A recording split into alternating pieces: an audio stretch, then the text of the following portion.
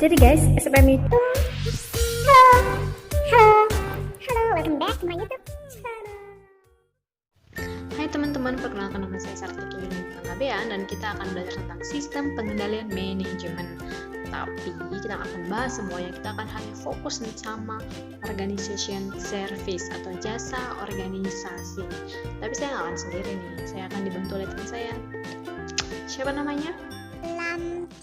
Lamtiur. Nah teman-teman, Lamtiur yang akan bantu kita untuk jelasin tentang organisasi service itu gimana. Oke? Dadah!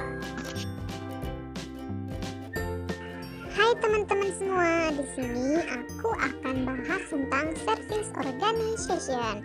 Untuk itu kita harus belajar dulu apa itu service, apa itu organization, dan apa hubungannya dengan perusahaan.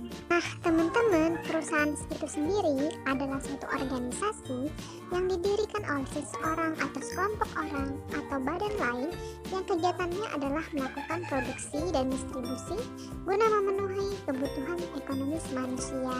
Jadi selain kegunaan perusahaan atau tujuan perusahaan untuk menghasilkan laba atau profit, mereka juga bertujuan untuk memenuhi kebutuhan ekonomis konsumen-konsumennya.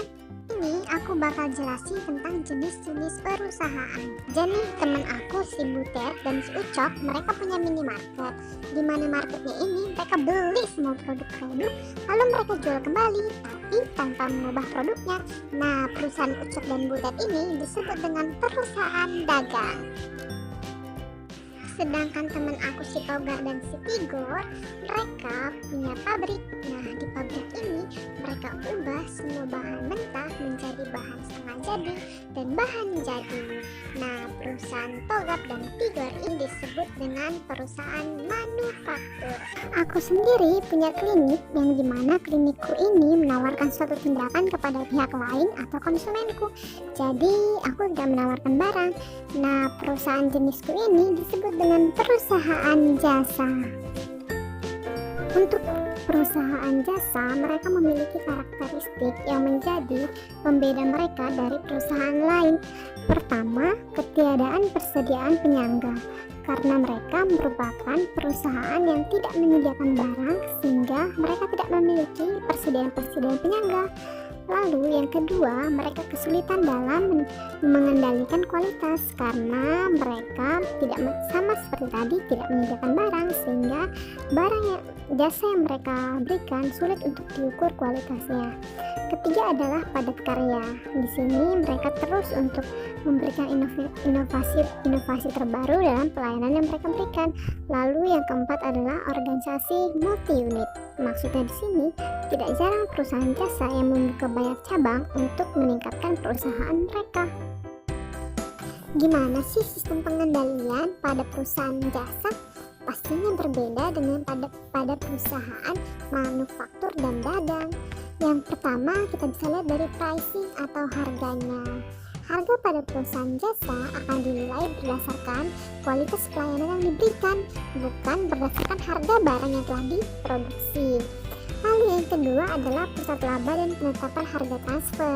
Tentunya hal ini juga berbeda dengan perusahaan dagang dan perusahaan manufaktur. Yang ketiga adalah perencanaan strategis dan penyusunan anggaran.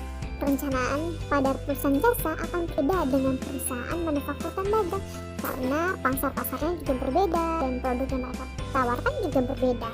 Lalu ada pengendalian operasi. Kalau pada perusahaan manufaktur mereka sistem operasinya pasti sangat berbeda dengan perusahaan jasa karena sekali lagi kita katakan yang mereka tawarkan juga berbeda. Lalu ada pengukuran dan penilaian kinerja. Kinerja di sini artinya perusahaan jasa dinilai berdasarkan kualitas pelayanan yang mereka berikan kepada konsumen mereka. Sekarang kita akan belajar tentang jenis-jenis dari perusahaan jasa. Pertama, ada organisasi perawatan kesehatan atau organisasi kesehatan. Yang kedua, ada organisasi jasa keuangan. Yang ketiga, ada organisasi non-profit. Dan yang terakhir, ada organisasi pemerintah. Organisasi perawatan kesehatan itu organisasi yang bekerja dalam memberikan pelayanan di bidang kesehatan. Nah, organisasi yang dimaksud dalam hal ini adalah rumah sakit, klinik, rumah sakit bersalin, laboratorium, kesehatan, dan organisasi sejenisnya. Pada dasarnya, ciri-ciri organisasi seperti ini merupakan organisasi nirlaba. Lebih banyak juga diantaranya yang merupakan perusahaan yang berorientasi laba.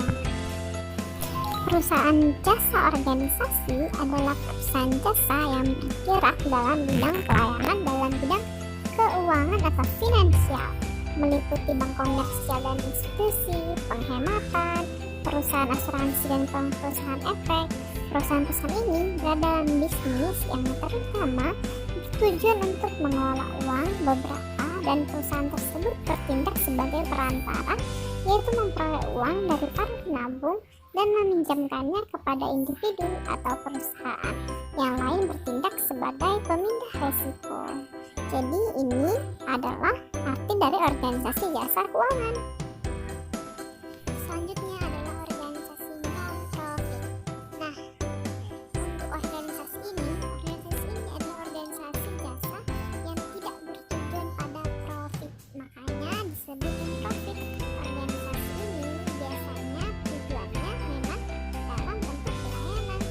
Organisasi yang tidak dapat mendistribusikan harta atau pendapatannya atau bagi manfaat anggotanya, pejabat maupun direkturnya.